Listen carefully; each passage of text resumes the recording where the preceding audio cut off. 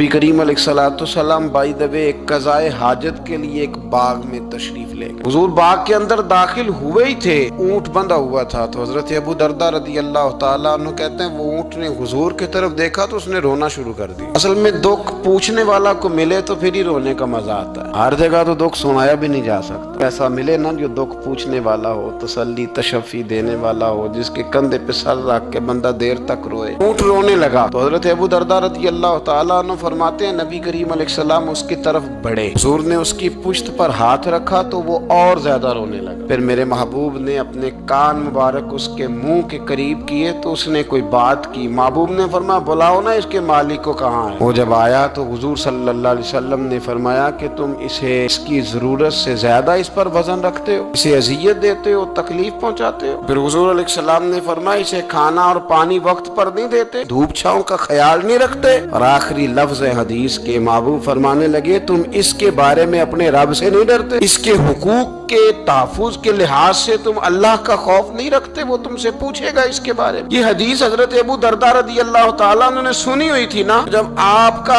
अपना वक्त विसाल आया ना तो हजरत अबू दरदा ने भी ऊँट रखा हुआ था। जनाब अबू दरदा रदी अल्लाह तआला ने घर वालों से भी माफियां मांगी, रिश्तेदारों से भी, दोस्तों से भी। तो फिर ऊँट के सामने भी जाके खड़े हो कहने लगे ऊँट देखना अल्लाह की बारगाह में मेरी शिकायत ना कर देना, उसके हुजूर कह ना देना कि या अल्लाह इसने मेरे हक नहीं अदा किए। फरमाया मैंने कोशिश की है तेरे हुकूक अदा करने की और अगर कहीं कमजोरी रह गई तो मुझसे दरगुजर करना। ये अंदाज था उन लोगों। जिन बातों का हमें पता चल चुका है उस पर अमल की भी तो कोशिश होनी चाहिए। तो मेरे अजीजों जानवरों के हुकूक मेरे नबी करीम अलैहिस्सलाम ने बयान फरमाए। सबसे पहली बात हुजूर ने ये बयान किया कि जानवर को गाली ना दो। एक शख्स ने एक मुर्ग को गाली दी थी तो नबी पाक अलैहिस्सलाम ने फरमाया इसे गाली ना दे, ये तो तुझे आजान के लिए बेदार करता है। पता ना कुछ नवाबजादों और शहजादों की नींद खराब करता है मुर्गा भी। तो खैर मुर्गों ने अज़ानें पढ़नी छोड़ दी। तकलीफ की बात है, खुशी की बात नहीं, दर्द की बात, ये अजियत की बात। यानी वो वतन भी को वतन है जिसमें अजान की आवाज ही ना आए, वो देश भी को देश है। हम जाके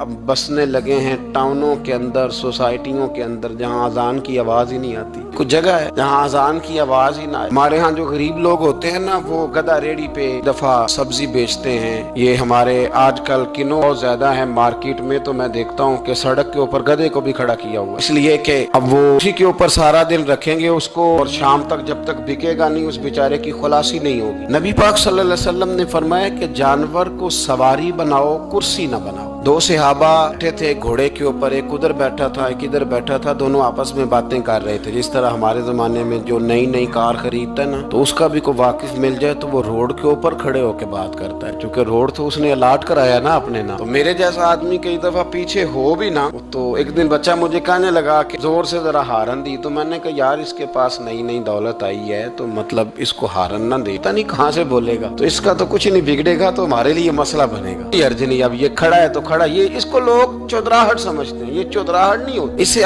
ये आपके कमजोर होने की अलामत है। इस तरह छोटा आदमी इस तरह के काम करता है। बड़े लोग तो किसी को तकलीफ ही नहीं देते क्योंकि वो बड़े होते हैं। तो नबी पाक अलैहिस्सलाम ने देखा दो गुलामों को, एक के घोड़े का मुंह इधर है दूसरे का इधर है, तो आपस में गुफ्तो शुनीद कर रहे हैं। मेरे रसूल करीम अलैहिस्सलाम ने वही तंबीह फरमाई, हुक्म दिया, फरमाया सवारियों को सवारियां बनाया करो, कुर्सियां ना बनाया करो। जब तक चलना हो इस पर बैठो और जब बात करनी हो तो घोड़े से नीचे उतरो, फिर बात करो तो फिर दोबारा घोड़े पे बैठो, कि उससे उतना ही काम लिया जाए जितना वो उसका बोझ बर्दाश्त कर सके।